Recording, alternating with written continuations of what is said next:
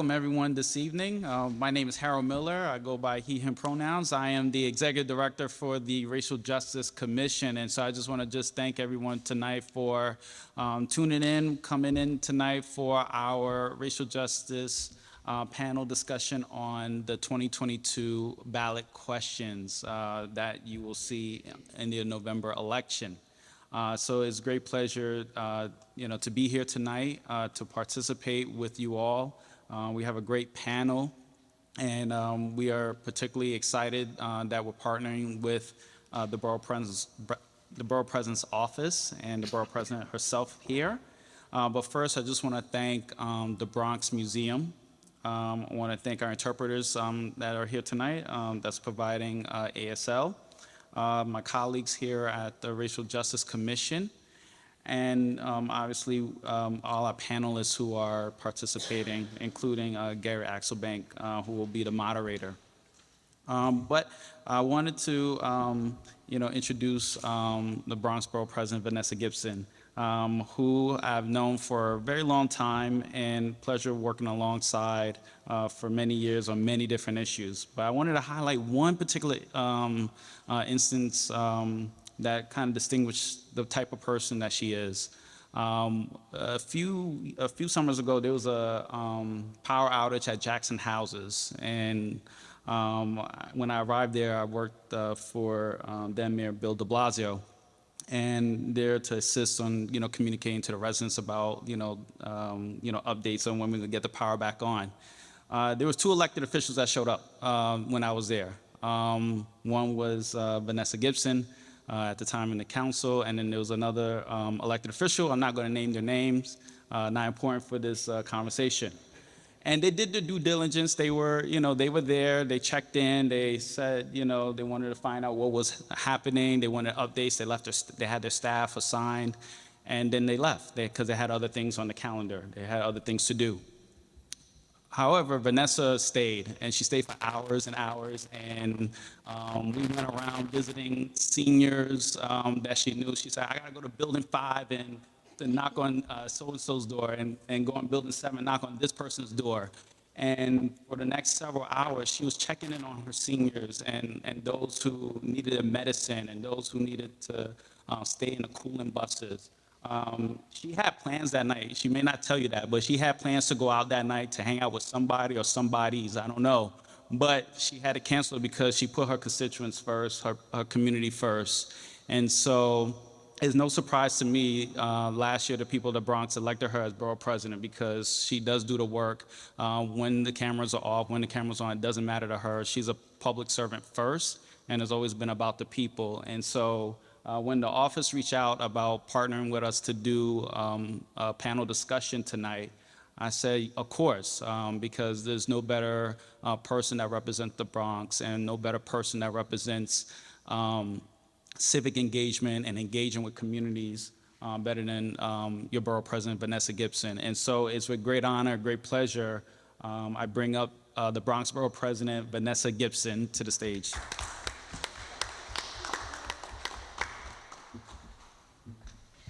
Good evening, ladies and gentlemen. Thank you so much to our Executive Director, Harold Miller, my good friend. In so many capacities over the years, we've truly worked together. And the story he described, I remember that night, and certainly I'm no stranger to hard work, but you have to be the type of public servant that shows up all the time, during the good times and during the bad times, when the cameras are there and when the cameras are not there. And I've always prided myself on being a public servant that engages the constituents, that shows up, that is visible, and that works to partner with so many of our people. And so during my time in the New York City Council for 8 years, it really was a great honor working side by side with you, Harold, and your team, and now as the Executive Director of the New York City Racial Justice Commission, who is tasked with making sure that we educate New Yorkers about voter education, voter registration, but also making sure that they are a part of the process. There are so many ways that Bronxites can be a part of the process, not just through the engagement of voting, but through the local community boards, through precinct councils, through our neighborhood advisory boards, a number of different task forces that our office has, including including our Youth Council, our Task Force on People with Disabilities, our Domestic Violence and Gender-Based Violence Task Force, our LGBTQIA+ Task Force, our Clergy Task Force, our Veterans Task Force, our Working Group on Higher Education, and our Bronx Education Consortium. That's a lot of task forces and working groups, but truly we wanted to make sure that stakeholders are a part of the conversation. And so I welcome all of you to the Bronx Museum of the Arts. I thank you all for being here. Certainly want to recognize Michael Max Nobby and our partners at BronxNet, who is live broadcasting this tonight. So many viewers that are tuning in that physically cannot be here, we thank you so much for recognizing the importance of this space, of this important panel discussion, because we want to simply let voters know what is coming up on the ballot in the general election in November. In order to know what is going on in our community, you have to be a part of the process. If you know better, you do better. And we want people to stay engaged. We want to make sure that we stay ready so we don't have to get ready. And by staying ready, by staying engaged, by staying a part of this process, we are not only amplifying the voices of our people, but we are strengthening our democracy. I want to recognize our moderator, who I'll introduce very shortly. Thank you, Gary Axelbank, for being with us today, our host of Bronx Talk and the Bronx Buzz. Y'all got to check out the Bronx Buzz. It's hot. And really everyone that is here. As the 14th and the new Bronx Borough president, only 8 months in office, I want to thank our panelists, our hosts. I want to thank the commission for being here, taking time out of your schedule and hosting this, and the first here in the Bronx. I know that this is a 5-borough city, and I know that we will show love to the other boroughs, but I'm so grateful that when we're doing this first panel discussion, we're in the boogie down Bronx. That matters, because I was extremely concerned and very disappointed the recent election that we had on August 23rd. 9 days prior to that, we have early voting, and we had the lowest early voting numbers out of all of the 5 boroughs, the Bronx. And that's not normally the case. Usually we come behind Brooklyn, behind Manhattan, behind Queens, but we never come behind Staten Island. Love to Staten Island, to Bar President Fasella, but he did something that I didn't do. He was able to get his residents to come out during early voting. And so we were in dead last out of the 5 boroughs in terms of the voting during early voting. And then on August 23rd, we had a Democratic primary here in the city for a member of Congress and state Senate. And we also had very low numbers. We have to change that. The many, many people in this borough that often are complaining need to be a part of the process. If you are not a part of the solution, then you are a part of the problem. And we need to engage you. We need to make sure that you understand the importance of voting, why our ancestors died for this fundamental right that we all enjoy today. And we have to cultivate the next generation of leaders, of young people that are new voters to our community, our new citizens that are coming into this country, gaining citizenship. The second thing we have to do after we award them with citizenship is give them a voter registration form. And that's exactly what I want to encourage. So tonight is a time to really talk about the voter referendums that will be on the ballot. But I think it's also a time to recognize that we continue to face systemic racism in this country, anti-immigration policies that do away with so much progress that we have made, overturning Roe versus Wade, the concealed to carry law that was overturned. We have fundamental rights in this democracy that we are afforded and we fight for every single day. But you see that as easily as we fight for them, they can easily be taken away from us. And we can never allow anyone to take away our right to vote. At a time when other states across this country are denying people the right to vote, they are suppressing your right to vote, they are denying formerly incarcerated men and women the right to vote. Those that are on parole don't know that they can still vote. And so when I say voter education and voter registration, they go hand in hand. And tonight's panel represents a diverse makeup of different professions and different just coming together, different careers, and I'm grateful that they are all here and they will be introduced very shortly. But I do want to make sure that we acknowledge the challenges we have in our borough. We know that the average voting age for a Bronxite is 60 years of age and older. So when candidates go and campaign, guess where they go? To senior centers. They go to senior buildings. They don't go to that youth center or the community center. They target older adults because they are the traditional, sustainable voters, reliable voters that we can always count on. But what happens as they get older and many of them transition and move on? Who is going to be the next generation of voters in our borough? It has to be the young people.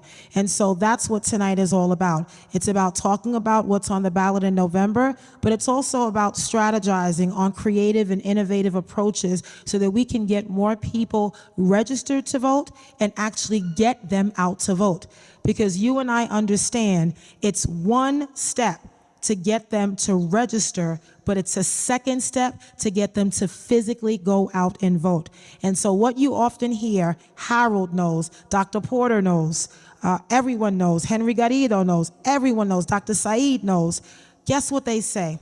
There's nothing to vote for, Ms. Gibson. Who am I voting for? I only see elected officials during election time. I don't see what they do. How do they help me and my family? And we need to be able to answer those questions. And we need elected officials to be held accountable, to show up, just as I did at Jackson Houses. It's not the popular thing to do, but guess what? It's the right thing to do. And it's what you should do. You can't just talk about it. You have to be about it. Don't talk the talk, walk the walk. Do what you say you're going to do, right?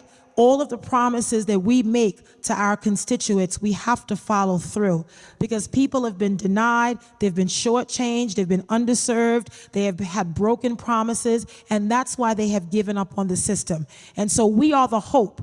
We are the hope for a better tomorrow. We are the hope for stronger communities in our borough and in our city, and I am so thankful that you are here tonight in the Bronx. The Office of the Bronx Borough President stands ready, willing, and able to walk with you on this journey, to run with you on this journey, to ride a bike with you on this journey, to do whatever it takes to cultivate the next generation of voters, to make sure that they understand the importance of voting and they come out in not only the general election, but they come out in every single election. So thank you so much. Thank you, Harold Miller. Thank you to our distinguished panel members. I want to thank our Vice Chair, Henry Garrido, Dr. Misha Porter. I want to thank Dr. Sarah Saeed, as well as Commissioner Kay Baine, who will be joining us. And I want to thank Jimmy Pan as well, our Policy Director for the Justice Commission.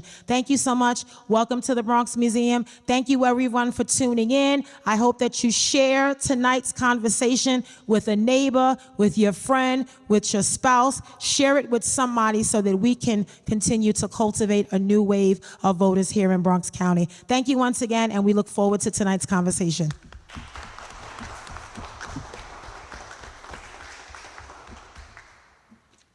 Thank you, Borough President. And, without further ado, I will bring out Gary Axelbank, lifelong Bronx resident and host of Bronx Talk and Bronx Buzz, and will be our moderator for this evening. Gary, come on up. Yes. Thank you so much. I'm going to give you two universals to start. Bronx Universals. If you were to mention the words racial justice to people in the Bronx, it would ring a bell for 99.9% of the residents here, and they say, yeah, we've been subject to it, we know that we haven't gotten it, and we want to know how we're going to get it. And that's what tonight is about fundamentally. The second thing, how many times do things come up in the city and we say, we didn't know. In the Bronx, we were told, and now What, are they developing something? They're doing something in my neighborhood? They changed the bus schedule? There's 100,000 things that happen, and I know all of our 62 neighborhoods as well as the borough president does, because I've been covering it for 28 years, and people are like, wait a minute, we didn't know. Tonight is about making sure that you know, that we know, and all the people in the Bronx know. And I'll give you one more thing that I have had happen to me.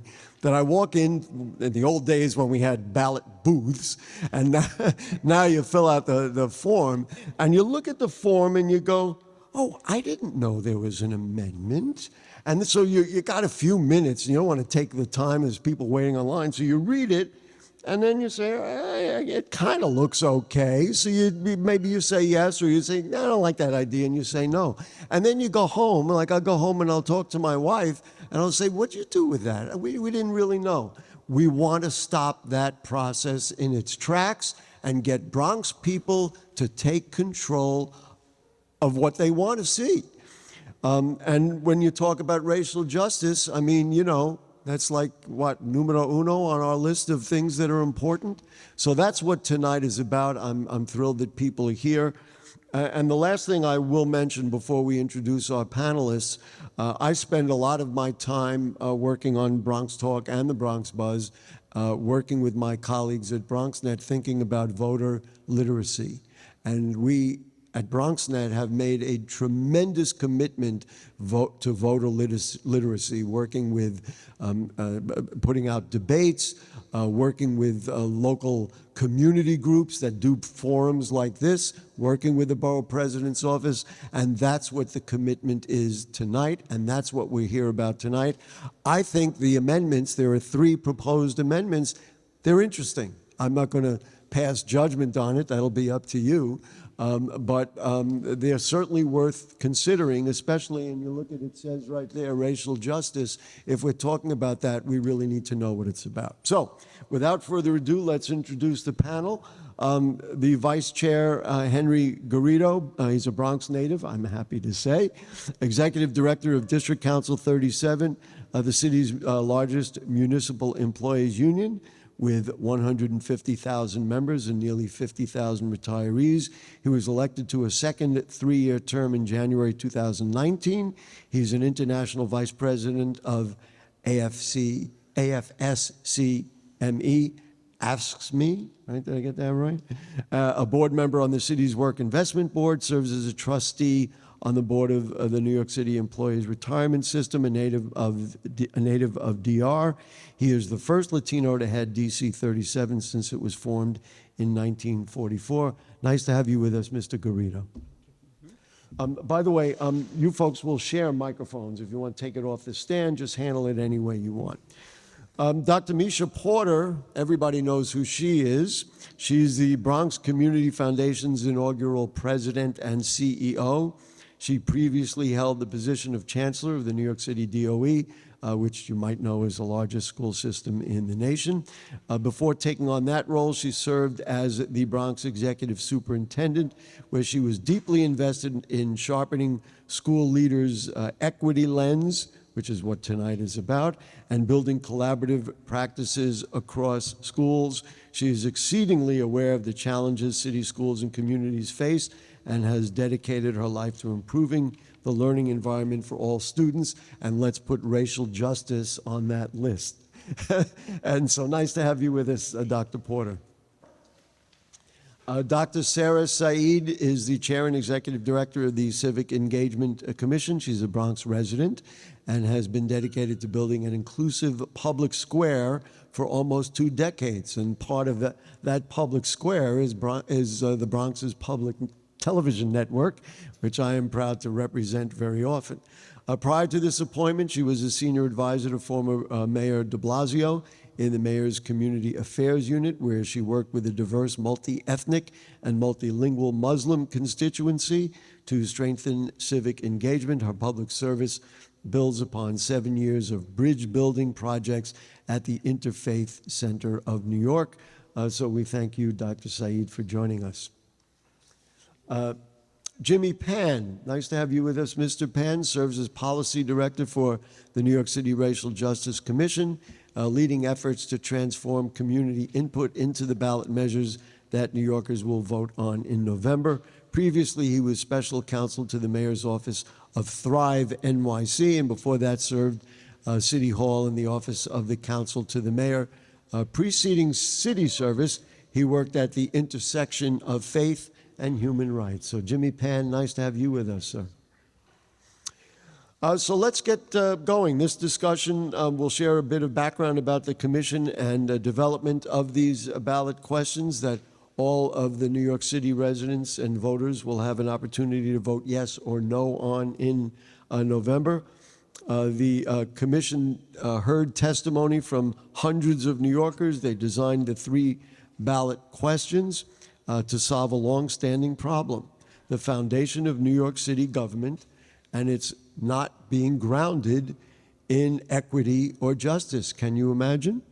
As a result of this absence in the foundation, some New York City communities, as we well know in the Bronx, are thriving with the abundances of resources and influence over the decisions made in their environments, while other communities are severely overburdened and under-resourced. Because of this flawed foundation and because of resulting historical decisions and policies, these disparities show up today as canyon-sized chasms that exist across racial lines.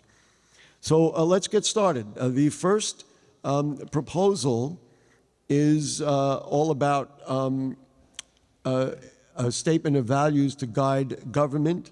The second proposal is to establish a racial equity office, plan, and commission. It's hard to imagine. We haven't had an office like that ever.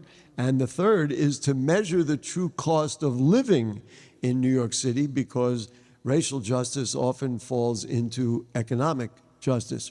As a reminder for those of us who are here in attendance, if you have questions and have not already received a card for your questions, please be sure to signal anyone from the RJC staff, and they will give you a card so that you can collect questions. In the back there, Rachel can raise her hand. You can get cards and submit cards to them.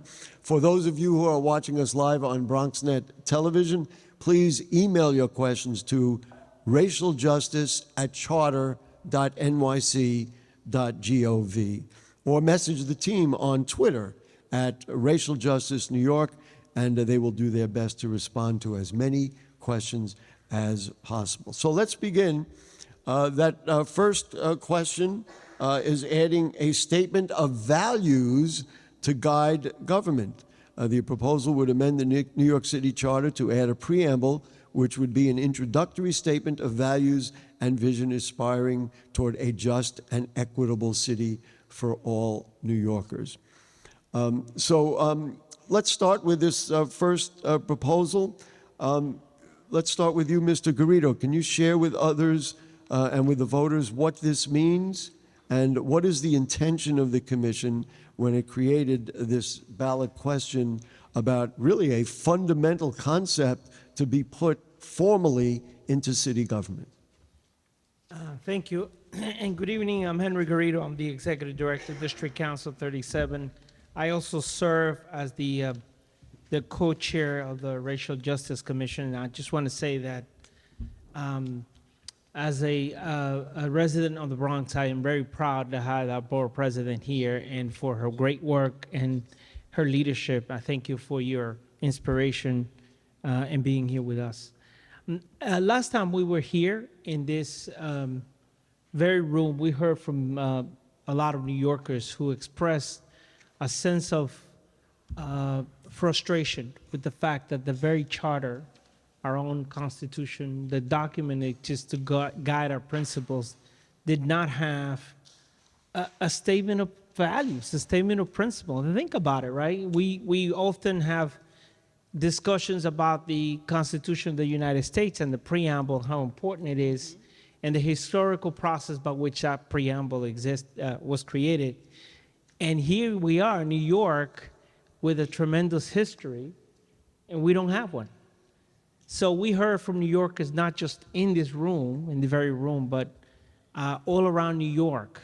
We heard it online, we heard it, and I think the thinking behind the commission, and I see that Commissioner Baine was here, was that the creation of a ballot question that brought to bear what our values were was just a fundamental principle of what are we supposed to be about in New York, right? And so that it came with an acknowledgement of mistakes made in the past, an acknowledgement of inequitable distribution and abuses, quite frankly, in our historical transcendence here to where we are today.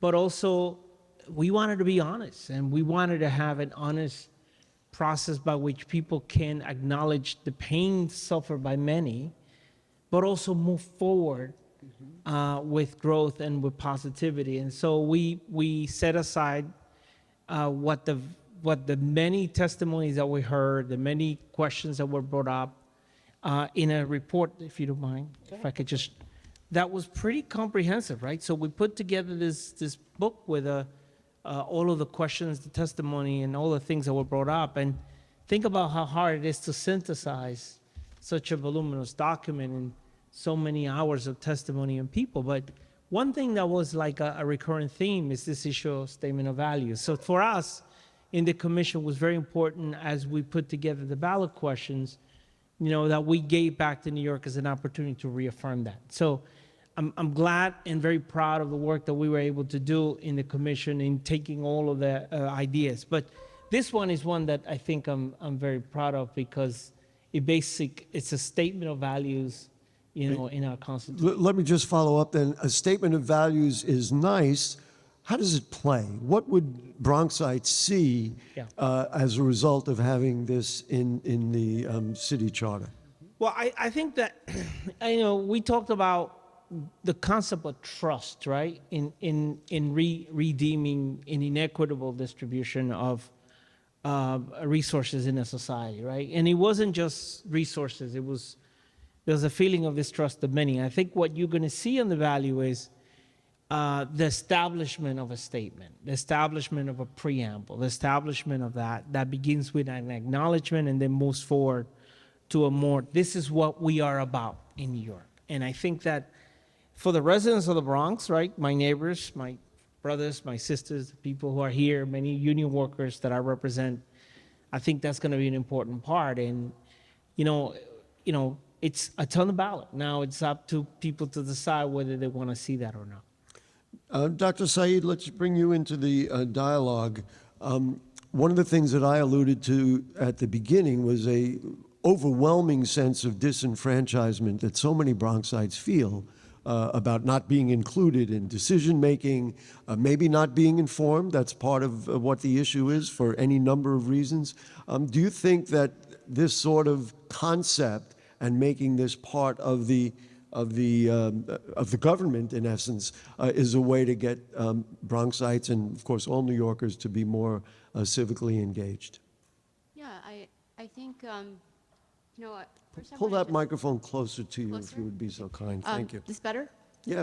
Okay, so first I want to just start out by kind of laying out a very basic definition of civic engagement, which I think is connected to voting. But I think civic engagement, it's a very clunky word, not a word that people go around talking about every day. So I wanted to just say that for me, it's about how we are working to create a better city for ourselves and for our communities. And we do that in partnership with government. We do it working with community organizations. We do it with our neighbors, right? So, and it can include voting as a really, really important part of that. I want to lift up what the borough president said about rates of participation in the Bronx and in the city. I mean, there are more than nearly 5 million voters in New York. In the last general election, I think it was 1.1 participated and voted. So we need to increase the rates of participation in voting, for sure. And New Yorkers are trying to improve our city in so many ways. So I want to lift that up too and say thank you to New Yorkers and to Bronxites for all that you do, whether it's volunteering in your soup kitchen or being a member of a union, serving on an advisory board. These are really important ways that you're working to make our city better.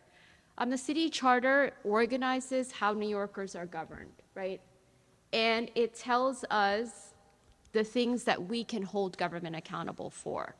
And what this process is doing is actually already creating civic engagement because it's letting New Yorkers weigh in on what values matter to us, right? It's not, government isn't coming up with these values and saying, here, we're going to do it.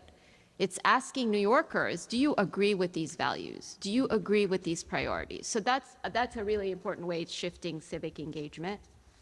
And I think it's also going to help us be accountable for including a wide variety of people in civic engagement, because government has underserved and excluded so many different kinds of communities, right? Whether it is communities of color, this is Racial Equity and Inclusion Commission.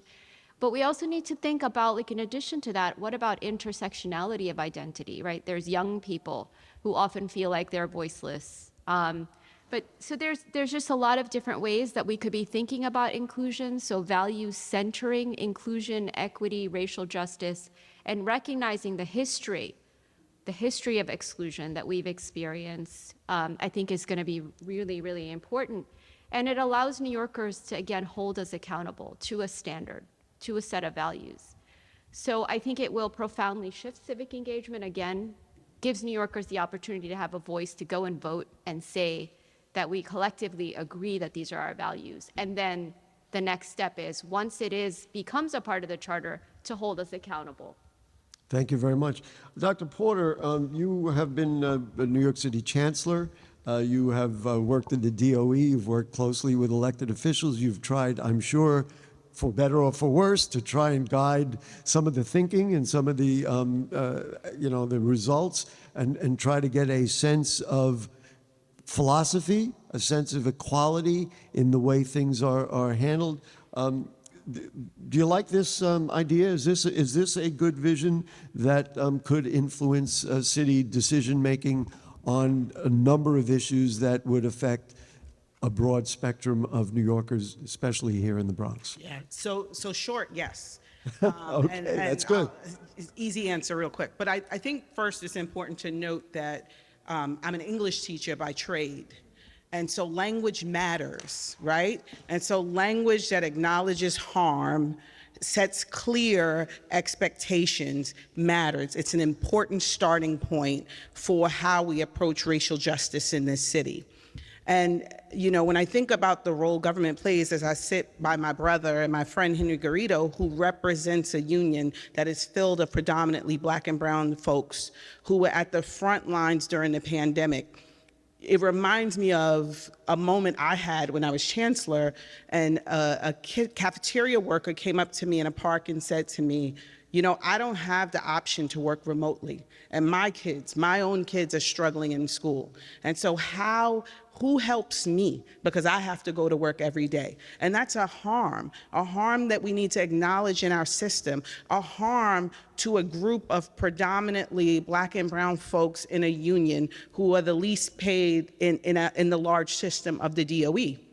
And so when you have language that requires you as an agency to acknowledge and identify harm within the agency, but also to look at your systems and structures that perpetuate that harm and revisit them and think about how you create policies differently, I think it's just really important. And absent clear language that asks you to do that, then you won't. And absent clear policy around what that should look like in practice and process, you won't. And so I think that a value statement in our city, New York City, which is one of the most diverse cities in the country, but is also very greatly racially divided as a city, right? By neighborhood, right? Not just by experiences and issues, but by neighborhood. And so if we want to really challenge the way we come out of this moment, and the moment has been a long, long moment, right? It's generational moments. And so if we want to transition out of these generational moments that perpetuate harm on Black and brown bodies, then we have to be intentional and specific about how we do that, and we have to have language that addresses that. It sounds to me, like just from hearing what you're saying, this would be, in a way, a sea change, because it would literally put it on the table that these things have to be considered as part of the city's philosophy. Some people may not agree. Of course, that's why we're going to vote on it. I do want to introduce Commissioner Kay Baine. He's a native of Brooklyn, an American serial and social entrepreneur. He's the founder and current executive director of Community Capacity Development, former New York City Director of Legislation and Budgetary Affairs for District 45 of the City Council. And in April 2021, he was sworn in as a commissioner to the NYC Mayoral Racial Justice Committee. He has taken, and this is very, very relevant to today's discussion, he's taken legislative and municipal initiatives, drafting groundbreaking statutes and policies that have changed community policing citywide. There are a number of them on the list, but he's one who outlined the Stop, Question, and Frisk bill, which legally recognizes and directs accountability for police bias. Thank you so much, Commissioner, for joining us. Thank you for having me. Pleasure to be here. I'm a Brooklynite. Please don't hold that against me. The Bronx. We're really trying not to, I just got to get that out the way. We're being nice. Yes, I appreciate it. Madam President always extends a pass to me when I'm in the boundaries of the Bronx. But Vice Chair Garrido, good to see you, brother. Thank you for your leadership, sir. The Bronx is a very special place. The Bronx is a very special place because when you look at the challenges of New York City, they are concentrated here. And I'm from the most populated of all 5 boroughs. But when you look at the gaps and the disparities in health and those services, they are here. When you look at education and the lack of resources being provided, that is in the Bronx. So the Bronx is a very special place. Now, the commissioners, we sat around, we went to every borough, we had these deep conversations and dialogues and communities. And so we came up with all of these incredible ideas, passionate initiatives, but the preamble was like a no-brainer, yes, right away, let's get to it. Of all the ideas and initiatives that we kind of peacefully fought through, how do you have essentially a charter for New York City and not have a framing or a preamble for it that shows respect to the history, the ancestors, the indigenous people? How does that happen? Where's the reset button? When we see things turn to the left, how do we make them right if we don't have the framing and an introduction or preamble that says, here's what we're built and based on? New York City is mistakenly identified as a melting pot. It is a hyper-segregated city. There are pockets of poverty, there are clusters of intergenerational disinvestment, and we see the realities of that here. What I love about the preamble and the work that went into it is it takes into consideration something that my mentors taught me about liberated language, and the fact that language and words are symbols, but there's energy in them. And so when I look at how skillfully the commissioners sat and worked with the team around forming something that would be able to not only recognize the harm historically, but serve as a compass moving forward for this city to check in and reset with. Again, I don't fully understand how the Constitution of New York City has been in existence thus long and we did not have a preamble in place, but I'm extremely optimistic and excited that as the voters of New York City take the time to look at this ballot measure, that they will make the right choice. Thank you very much. Let's go to the second proposal that will be available for yes or no vote this November. And this, starts to put infrastructure to it, and that would be the establishment of a racial equity office, plan, and commission. So, Mr. Pan, let's bring you into the conversation. What would be in the racial justice or the racial equity office? And if you vote for it, what are you going to get? If you don't vote for it, what happens then? Yeah, so we just talked about the preamble. We talked about the statement of values, which is meant to be a guidepost for where we want the city to head.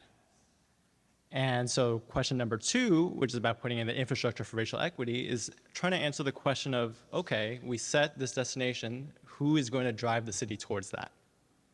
I think we all know that that should be the mayor, but is there anything in the charter that compels the mayor to bring the city towards that goal? Right now, the answer is no. And so if New Yorkers choose to vote for ballot question number 2, what it would do is put in a system in place in the city, someone directly accountable to the mayor, a chief equity officer, which has never existed in New York City before, to lead all of this work and actually take us to where we say we want to be as a city. So that's the first part of this racial equity infrastructure, is put someone in the driver's seat who is responsible for the city to actually meet those values that we believe in as New Yorkers. The second part of it is the racial equity plans. So once we have a driver in that seat, what is the city supposed to be doing, right? I think everyone here at this panel has had the pleasure of putting together a strategic plan, which says, here's what our organization is going to do, here's what we're going to prioritize, and here's how we're going to do it. Right now, the city of New York does not have racial equity plans. Agencies don't have racial equity plans. So how is the city supposed to get to where we're supposed to be in closing these gaps?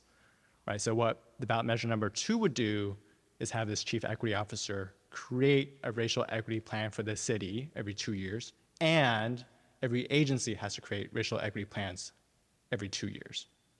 Right, so they are literally creating the map for how we get from where we are today to where we say we want to be.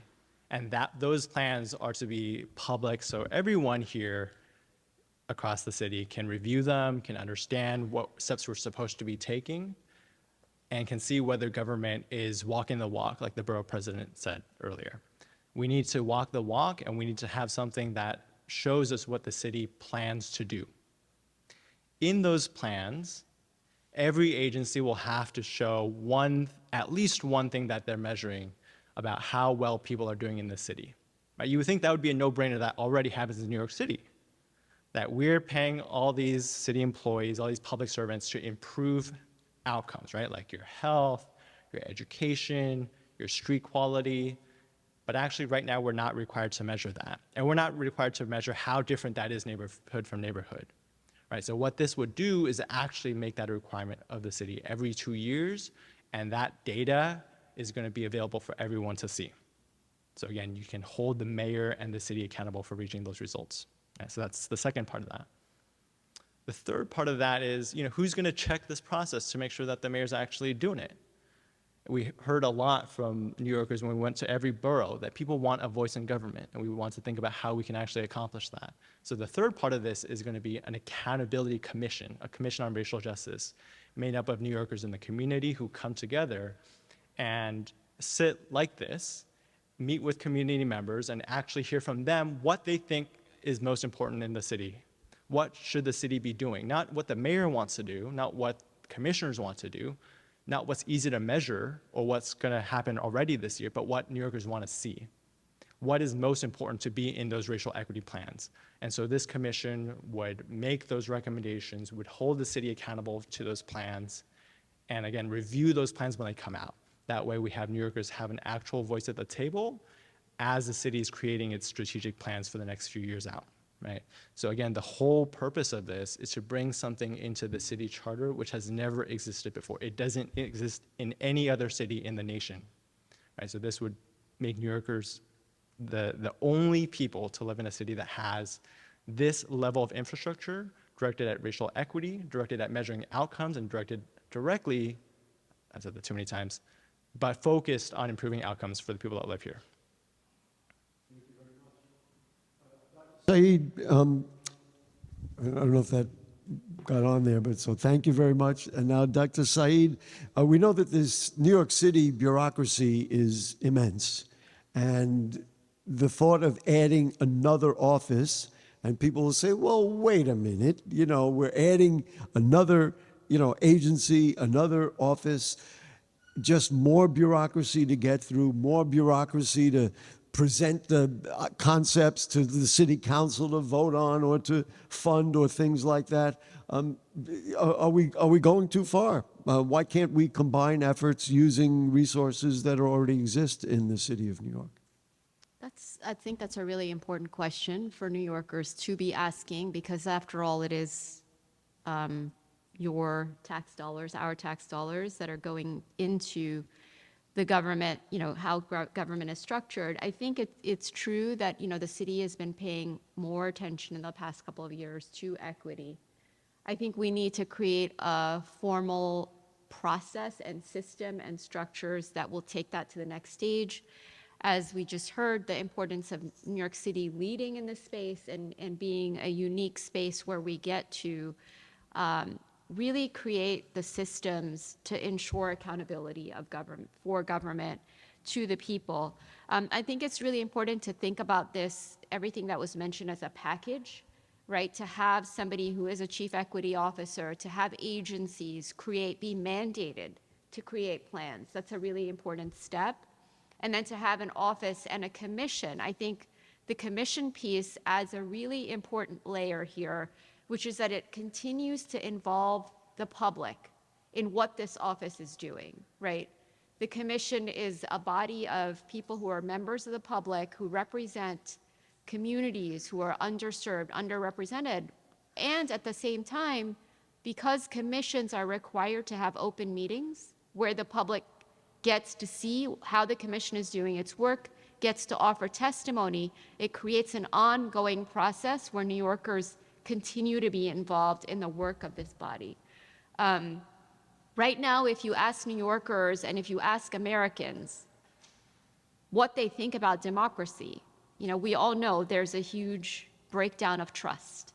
And a lot of people don't feel included. They come to spaces like this, but they don't feel that they're heard. They don't feel like policies are reflecting what they're saying. So creating this kind of office and this process is really important to rebuild the trust, right? For so long, people have felt like, I'm not a part of this, right? I'm not the right skin color.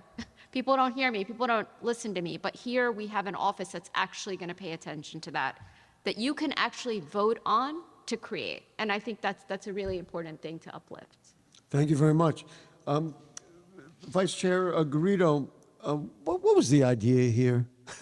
I mean, it seems obvious, and I talked about racial justice being a universal issue in the Bronx. People, respond to it. They know exactly where they've been burned and where they have been denied opportunities. But what's the idea here? What are we really trying to do?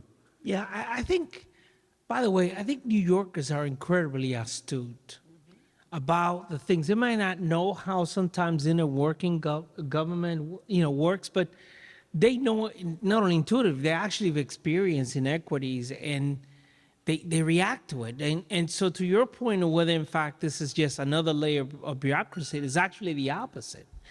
The thinking was that everywhere we went, you heard testimony from New Yorkers who felt that this agency was doing things one way, this agency was doing things in a different way, and yet another commission was doing things completely opposite, and then there was another one who wasn't doing anything at all.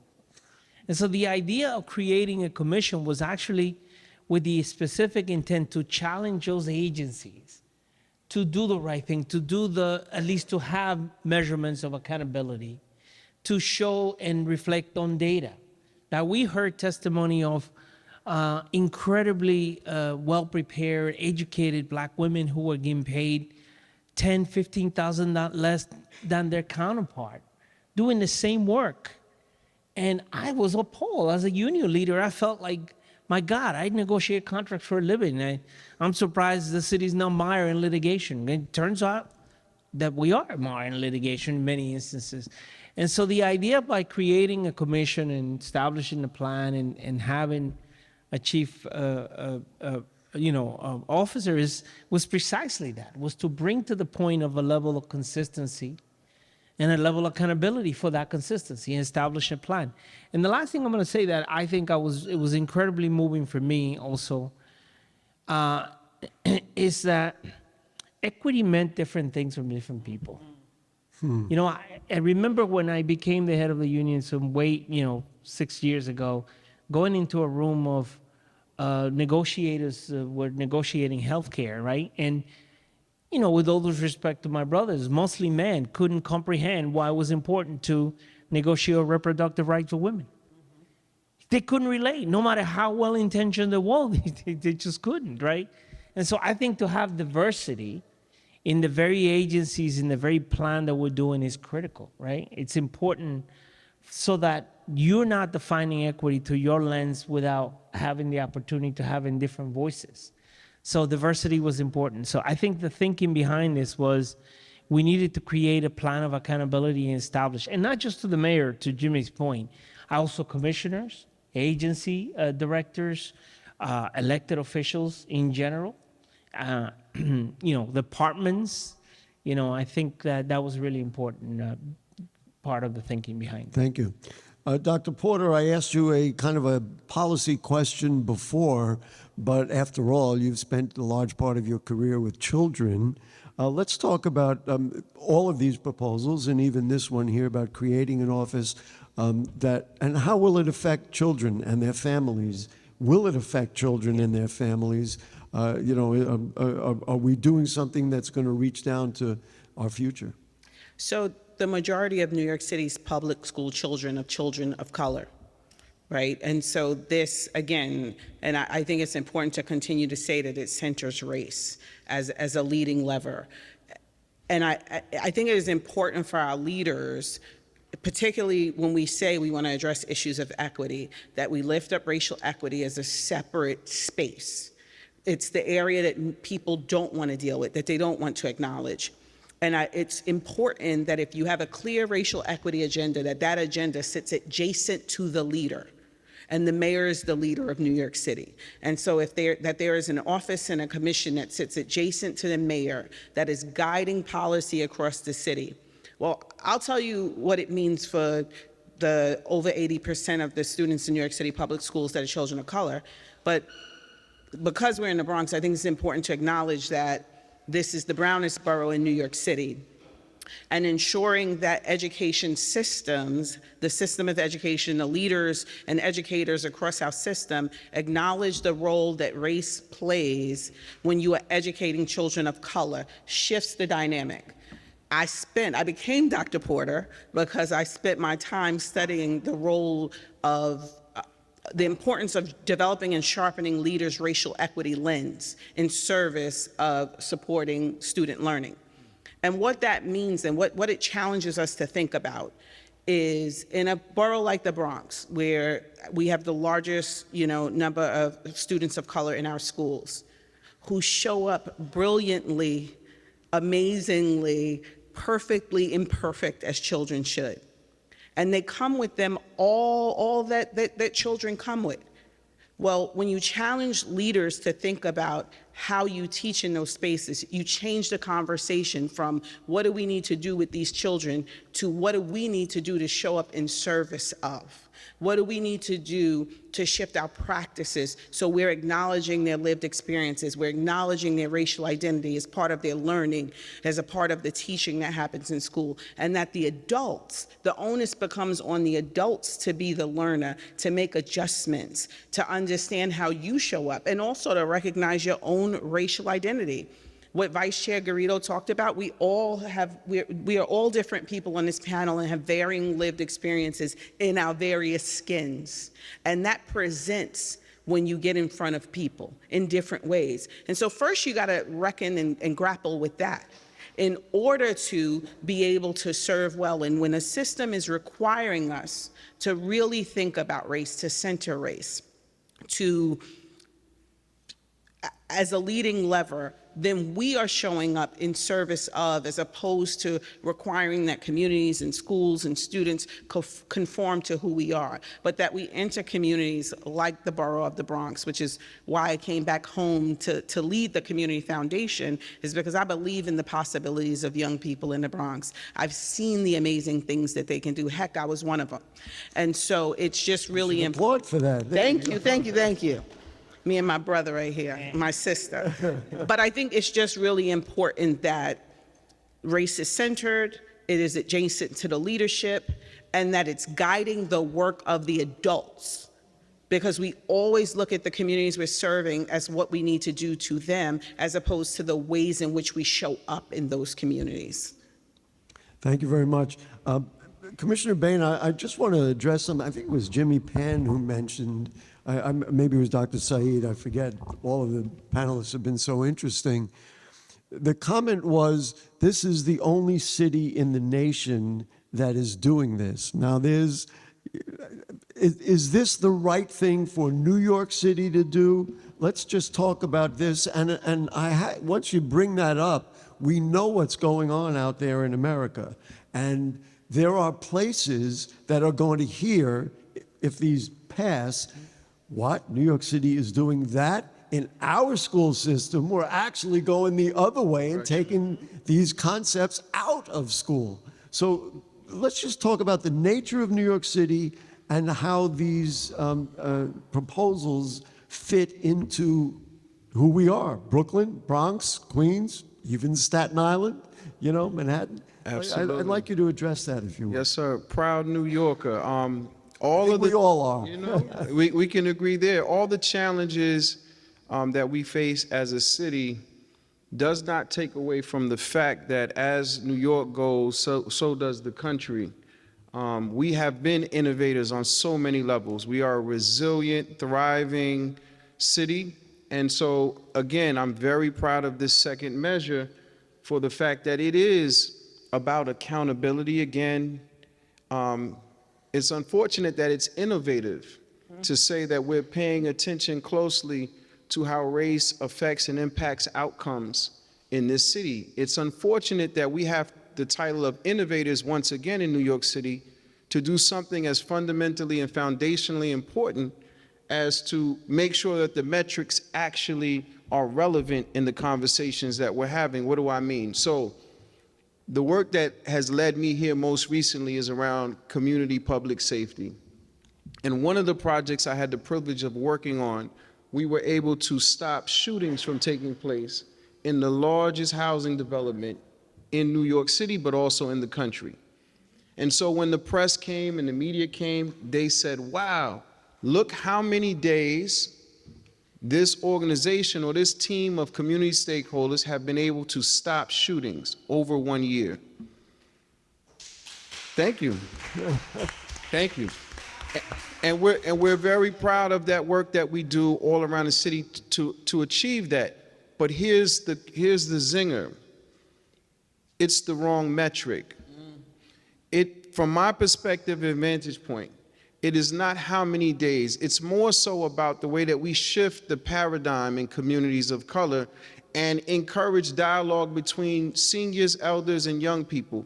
It's also more important to look at the ways that we foster people to imagine, to dream, to set goals, to have aspirations and follow them, expose them to things like transformative travel. There's a series of things that are not spoken about. And so too often we use the wrong metrics when we're trying to affect change in society. One more example, in law enforcement, I don't know of a scenario when officers, for example, walk grandmothers home or carry their groceries, or do not arrest young people but break up, let's say, conflicts or disputes, and they are recognized, promoted, incentivized with salary increases. We have the wrong metrics many times. So what is exciting about this second ballot measure is it has the right metrics. It's looking at people, it's looking at race, it's looking at systemic injustices, and it's doing something about it in an innovative way. It makes me proud to be a part of this New York City Commission. Thank you very much. I tell you, your words made me think. You talked about, New York City being an innovator. Imagine racial justice being an innovation. And, it's like, I'm getting tired, We're all getting a little bit tired. Let's talk about the third. Oh, by the way, for people in the audience, if you want to ask something or let us know something, or you would like something to be addressed, Rachel, raise your hand there. She's got the cards. If you want to walk around, even give some. Let's do that and make sure that if you have something to say or you want to ask something, that you get a chance to do that. So let's talk about the third one, which I have to tell you, the idea of measuring the true cost of living living in New York City. Right now on BronxNet Television, my program Bronx Talk has a program running about banking in the Bronx, and there is a brand new Bronx Financial Access Coalition of a number of the biggest not-for-profits in our borough who are getting together and saying enough is enough. And what was quoted to me on the show is something that we will all kind of be agog about, talking about from 149th Street all the way up to Tremont Avenue, there's no bank. Think of how many people do not have a bank down their block. That's insane. And there, you know, I'm sorry, I'm going to just add in, and I just spent, a half hour talking to some of these experts saying enough is enough, and it's time that we establish financial justice, financial equity in the city of New York. So we'll start with you, Commissioner Baine. Why did the commission think financial equity and financial justice was important to not only be out there, but be written in the law? Again, the right measurement. It's nice when people like each other and get along and are polite and respectful, but show me the money and then you show me your priorities. Economic mobility, economic justice has to be at the foundation of this conversation. We all can agree on that. Show me the money and I'll show you where your priorities are. When we look federally and we talk about a poverty line, and don't hold me to this, I know a family of 3 to 5, it might be around 26,000. That's great, federally. But what you do in New York and how you spend money in New York and the price of items and goods and minimum wage, all that varies for us. So New York City has an obligation to look very closely at what does it cost to live here? What does it cost for children to be safe, healthy, fed, educated? What does it cost? And from a position, as was written in the material, of dignity, not of a punitive look, but a look to see what is it that people actually sacrifice and invest to contribute to this great city. So this is a very important, again, I said it about all three, but as Jimmy pointed out, this is a package. This kind of rolls out. When you look at ballot measure 1, 2, and 3, you will see the deep dive that we took into trying to touch what most of New York City told us was important. So again, show me the money and I'll see where your priorities are. Thank you very much. Dr. Porter, why do people need to know that? I mean, there are certainly legislators. We certainly would hope that Borough President Vanessa Gibson would know what the cost of living is in the borough of the Bronx. But why does the general public need to know about the cost of living? I mean, I think today I filled up my gas tank. The price was lower, I noticed. In my neighborhood, it was down to $4.29. Well, I was happy to see it $3.99. Oh, that's not bad. Tell me where. I'll tell you where. Castle Hill. All right, that's good. But, I mean, it is simple things like that. Eggs, milk, right? Like the things that just get us by day to day, the things that get us to and from work. And, prices increasing on gas, I spent $40 less to fill up my tank. And I am blessed to be able to afford to do that. But I grew up in South Jamaica, Queens, grew up in the South Bronx, and I know there are many families that $40 difference in filling up your gas tank is the difference between whether your family eats or not, and what your family eats. That $40 is the difference between whether your child gets to participate in a program, an after-school program, an extracurricular activity. My daughter dances. She's danced since she was 3 years old. That $40 is the difference in being able to buy a new pair of dance shoes or not, or school shoes or school supplies. It's a big, significant difference for many New Yorkers and many, many, many more Bronxites. And if we don't consider the cost of living as we consider what it means to be a New Yorker, then we won't have measures to adjust so that we can give people an actual living wage. $26,000 is not a living wage for anybody in New York City. Rent is $3,000. If we go south somewhere, and all of us got somebody south we can go with, you could get a whole house, 3,000 square feet or something in some land. And you have families who are living doubled and tripled up and able to afford that. And so that's why it matters. It matters because I can't buy bread. I can't fill up my gas tank to go to work. I can't afford my Metro card. I'm not even going to talk about congestion pricing. I'm going to act like that's not happening. But there's so many things that just, I remember growing up and not having, and I know what the difference $40 would have made. Thank you very much. I want to skip over to Jimmy Pan, who's a policy expert. What do the people, in the budget offices, what do they think it costs in New York? They don't know. We don't have a true picture of what it costs to live in New York City. I mean, we all know. I mean, I can tell you what I spend, but it doesn't exist. This is not required that we have accurate numbers in City Hall. Yeah, it's interesting.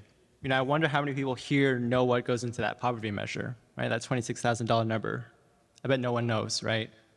What they do to calculate that measure is they take the cost of food across the nation and multiply it by 3. Oh.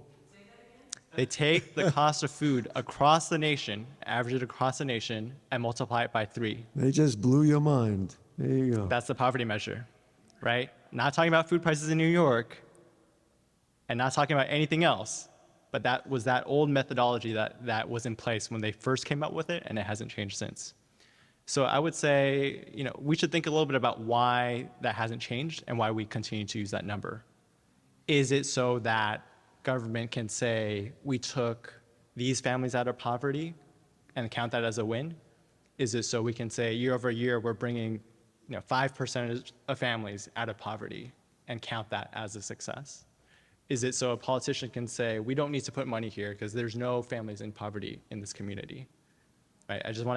I want folks to think about why we continue to use that number, what it means for our neighborhoods, and what might change if we have a true cost of living. Thank you very much. Dr. Saeed, maybe we need a philosophical look. How do you think New Yorkers would define the standard of dignity from a financial point of view? I have to say, I go by the friendly fridge and try to make a donation whenever I can. It breaks my heart seeing working people get off the subway and go right over to the fridge because there's not enough. To me, that's not dignified. There's not enough in their family to feed the family. Blows my mind. So what do you think about the notion of standard of dignity in New York City?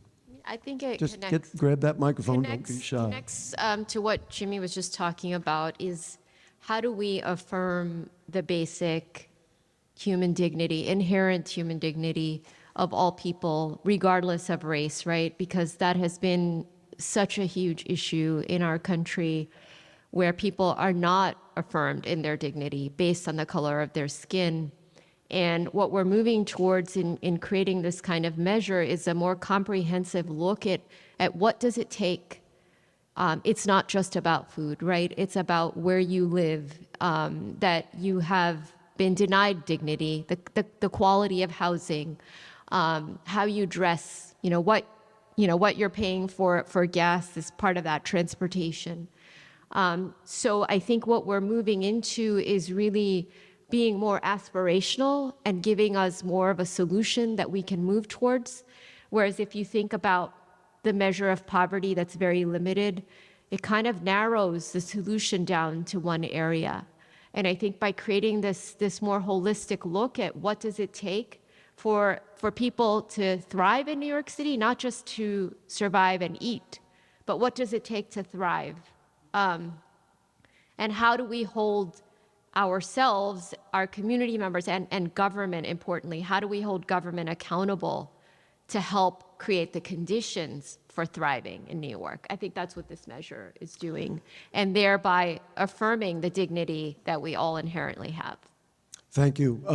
Vice Chair Garrido, you're the one who gets on the front lines and negotiates people's salaries and what would be dignified for them. How do you view this measure, and what do you think this information would do to the negotiations that you do probably every day on what New Yorkers who work in unions need to make and what would be dignified for them. Well, I think to the earlier point about how you have to acknowledge the pain in the past, there's something that has to be said. There's a misconception that working people are not poor. I want to take a point about the many, many city workers that are living in abject poverty and working a full-time job. If you consider the fact that when we did one of the most successful negotiations for the lowest paid city workers, which is the $15 an hour, which was something that we were very proud of, 25,000 city workers benefited from $15 an hour. Because they weren't getting that prior. Because they were below, at that time, making $10 to $12 an hour. Today, that number between $15 and $16.50 an hour is 28,000 people. Now, if you take full-time job with city workers, 1840, which is a measurement of hours, and you multiply it by $15, your salary is $27,600. You are $1,600 less than more than the poverty, which makes you disqualified for many other things. But you're still living in poverty. And so something has to be said, because while I am proud that most union workers make more, right, and they have better ability to have health insurance or retirement security, and when I'm proud of all the work that we've done, Chancellor Porter and I did something pretty unique for a lot of those workers, even before the whole hoopla about $15, with cafeteria workers that were feeding their children, were struggling to make it. We came together and say, we can do better, and we did better. But if you don't have somebody like Chancellor Porter to acknowledge that, guess what? Nothing is going to change. So I think that starting with the measurement here, the cost of living, that allows us to acknowledge that there's many people who are working in parks, in libraries, in hospitals, people who are doing God's work and cleaning and maintaining people who are sick, and people who are teaching and doing all kinds of education and feeding our children, are living in that working situation. I think it's a very important acknowledgement and a process to begin to correct the problems in the future. Audience and panelists and folks who have joined us on TV, we've gone through all three of the ballot proposals. I would certainly recommend that all the people watching on TV or here consider them and think about what they think they ought to do. So let's just give everybody, maybe take a minute. We'll go right down the line. We'll start with you, Mr. Pan. Maybe you could talk just a little bit in general. What are your thoughts about what you've heard and what you think we ought to do? Yeah, first I want to give credit to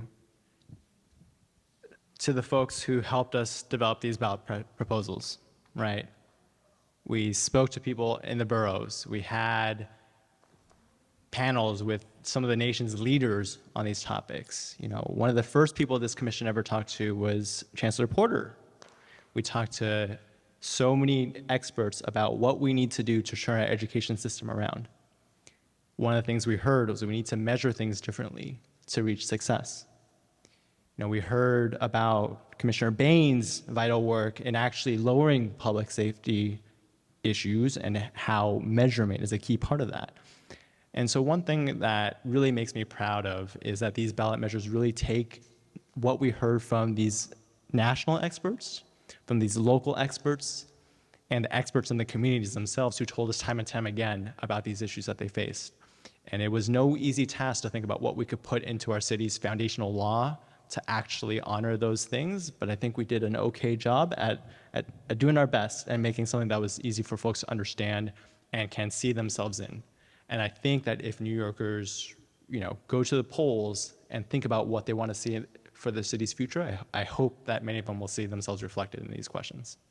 Thank you. Dr. Saeed, you want to provide some closing statements and some thoughts? I think I'm going to echo a little bit of what Jimmy just said, in that I'm really excited by this process that we created together with New Yorkers to come up with what is going to be on the ballot for people to then in turn vote on. This doesn't happen every day, right? Like, there are offices established in city government all the time, but they don't necessarily have people voting on them. So I think this is a really crucial part of the process, and it's taken us so long to get to a point to verbalize what matters to us and to enshrine that in our founding documents in terms of achieving racial equity and inclusion. And I think this is a really significant moment in the history of our city. Also, a statement that recognizes the harms that we have all, incurred in different ways. So I'm so excited by this moment, and I want to see those 5 million registered voters going out and voting in November, and let us hear your voice about how you stand on these issues. Thank you. We did get submitted a question from an audience member, and so I'm going to interrupt the closing statements, and you can just raise your hand if you'd like to address it. Boy, this is an understatement. Housing is a huge problem.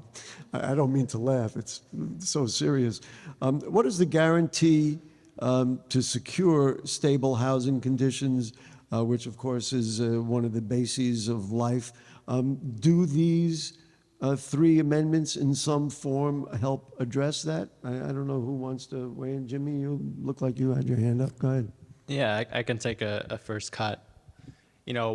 One of the things that the Racial Equity Office is supposed to be doing is looking at each neighborhood and figuring out on all these different domains, like health, housing, transportation, where are the gaps in the neighborhoods, right? I think for a long time we've been looking at, is there enough housing in the city, period?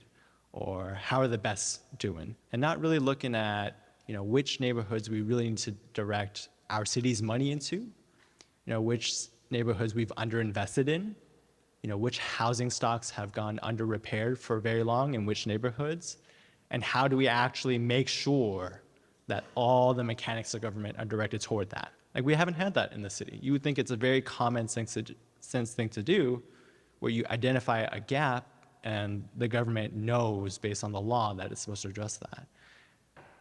So I think to the question here, what I would say is the racial equity infrastructure every year would have agencies that are involved in housing, like HPD, like the budget office, like the planning commissions. They would all have to think about what it is that they are meant to be doing and how they're going to measure that and create the plans to address that directly. I know that doesn't answer the question today of how do we get lower rents now, but I think what we're trying to put into the charter is a system that takes care of it for the decades on out and says this is going to be something that we focus on. The other question that's here, maybe one of the women want to respond, is about maternal health.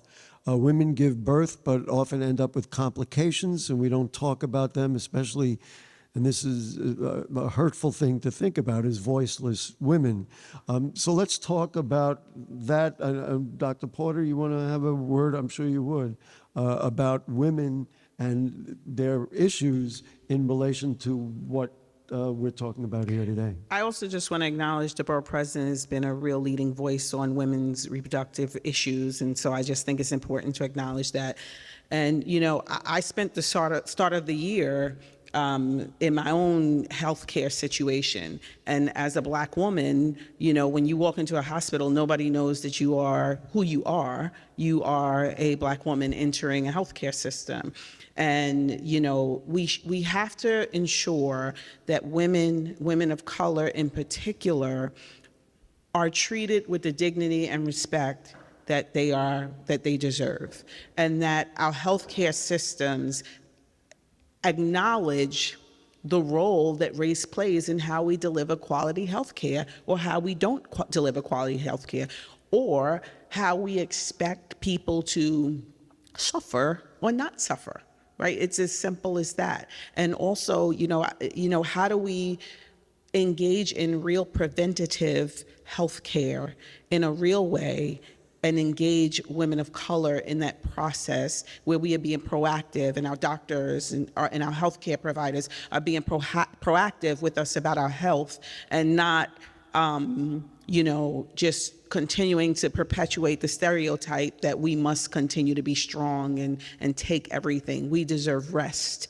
We deserve quality health care. We deserve quality reproductive rights. We deserve quality engagement and education when we are in a medical situation. And I think, again, I want to applaud the borough president for her leadership on this issue, but I also want to put forth that it's important that as we center race in all of these areas, that when we're talking, when DOHMH is asked to address this issue, that they actually center how Black women and women of color across the city are represented and treated in healthcare.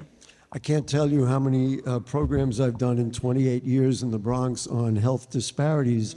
It would be nice to have it be part of like the law as opposed to just kind of a concept that people talk about. Another thing, maybe this is good for you, Commissioner Baine. It said, will using the federal income guidelines still be part of kind of the discussion, and I guess the discussion about income equality and what does it cost to live in New York City? You want to address that?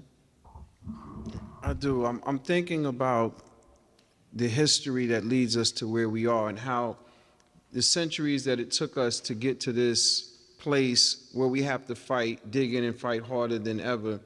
And so Dr. James A. Marion Sims, the quote-unquote father of gynecology, who did experiments on Black women, young Black girls actually, and he observed and documented that Black women didn't feel pain like other human beings. And so this celebrated historical figure in medicine, who has statues around New York City for quite some time, was named the father. And then I'm thinking about housing earlier when we were talking about the issue of housing. In every borough, when we conducted our conversations and dialogues, New York City residents said, housing, housing, housing.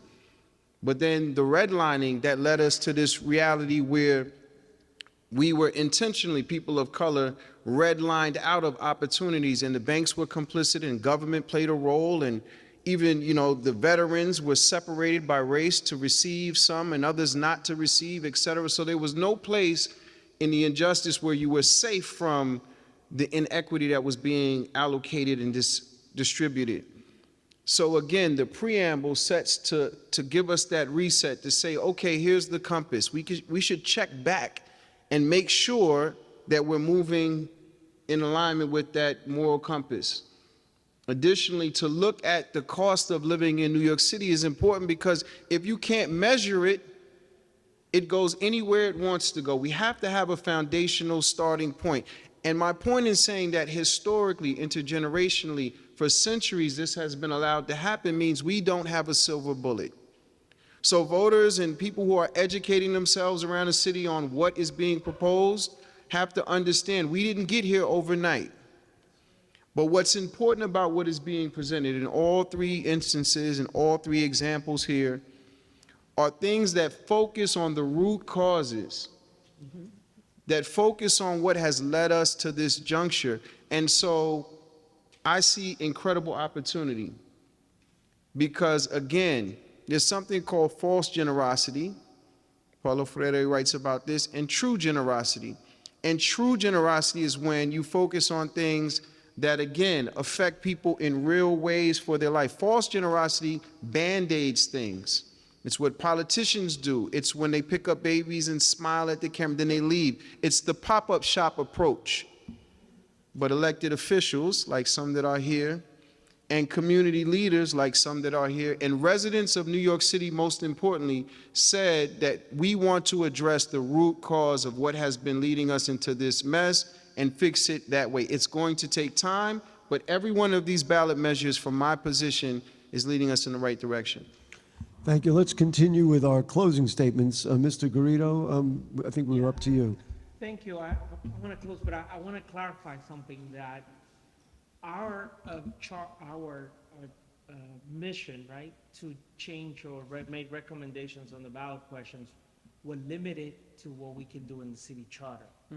Many of the things of affordable housing that you're hearing that we desperately Maybe need. repeat that so that it Yeah, that comes we're limited what the charter allows. So a lot of these affordable housing and housing questions that we heard are a function of the state or the federal government. We heard a lot about other things. So within that construct, Jimmy mentioned what we were able to do with, say, HPD, right, versus the New York City Housing Authority. There was so many testimonies that came in about the bad conditions of NYCHA and how what we can do. And we were limited in our task to make recommendations on the ballot of the things that we could do within the city charter. So I wanted to clarify that. On my statement, I think it was the borough president who mentioned about how many people have died for the ability to have the right to vote, and how all of this work that thousands of New Yorkers came under difficult conditions. You know, mind you, a lot of the stuff was still happening when COVID was raging, and people were testifying and coming on and risking themselves of their safety and coming online and taking, you know, their children to be able to testify and coming up with ideas and then ultimately making it to the ballots. None of it is worth anything if we don't vote. And how many times do we go to the ballot and we look at a ballot and look at who's candidates for a particular position, forget to flip the ballot or flip it and say, oh, I didn't know who was there. Or I didn't know that certain judge was up for election or certain things like that. So it's imperative that we don't let all this great work die and that we exercise the right to vote and to remember that those ballot measures will be there. So I am counting on New Yorkers, working people, their families, to do what they do best, which is be part of that civil participation Dr. Saeed talked about, and that civil engagement that is so critical to change our society. And I'm hoping that we could see bigger turnout in terms of these ballot measures. Thank you. Thank you. Dr. Porter? So I vote in every single election. And you know, being an active participant in the civic process is actually a process. And it's not about the major election. It's not about just one election. It's about a series of elections and a series of spaces in which you have your voice. And so there are a couple of things that I think are super important about this. And I've said it over again, and I'm going to say it again before I get my last word.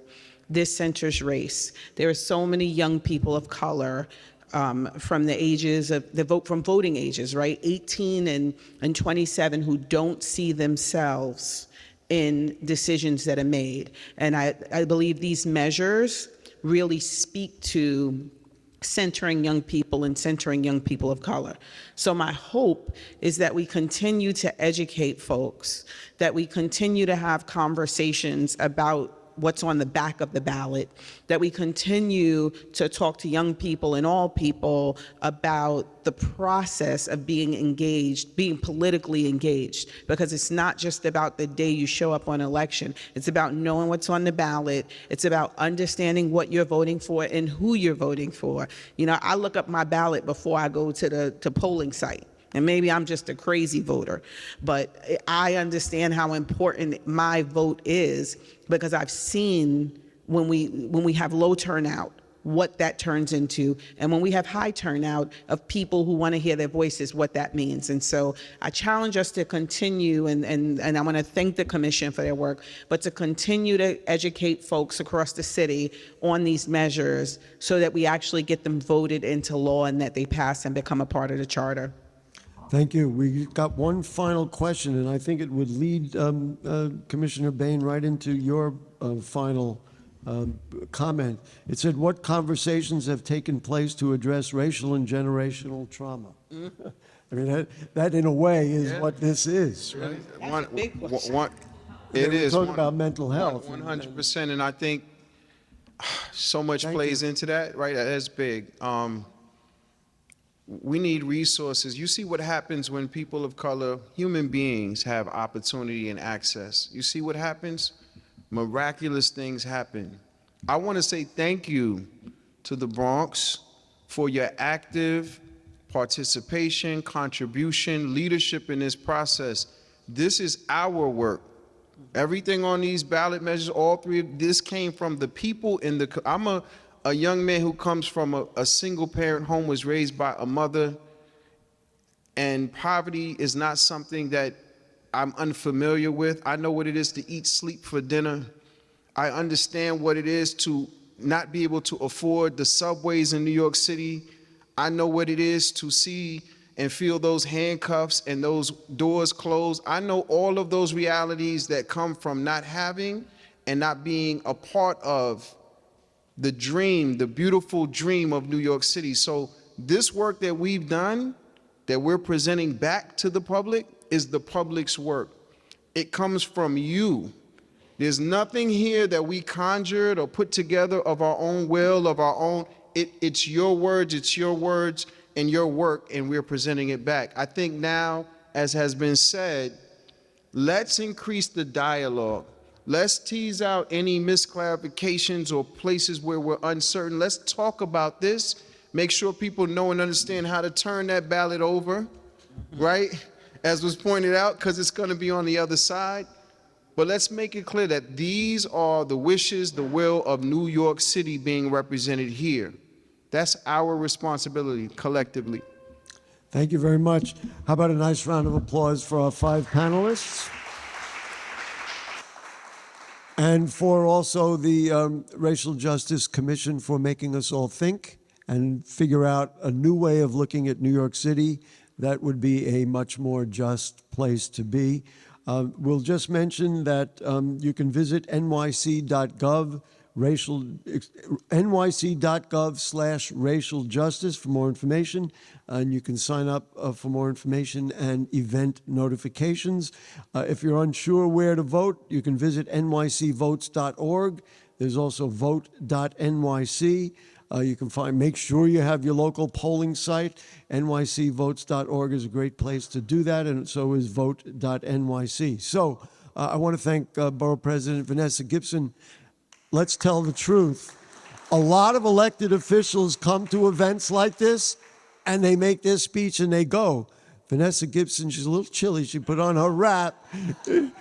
But that's because we have good air conditioning at the Bronx Museum. But she's here because this is really an important issue, and she's here because that's what she does. Thank you so much, Borough President Gibson. And so on behalf of my colleagues at BronxNet, please make sure to check us out on both Optimum and also on FiOS. On behalf of the Racial Justice Commission, the panelists, the staff, the Bronx Museum, all the attendees, of course, we appreciate everyone's time and attention and care. Be sure to take a moment on November 8th to flip your ballot, read the questions, and cast your decision. Thank you so much. I'll see you on TV on BronxNet Television every night at 9 o'clock and on the Bronx Buzz Thursday nights at 6. Good night, everybody. Thank you.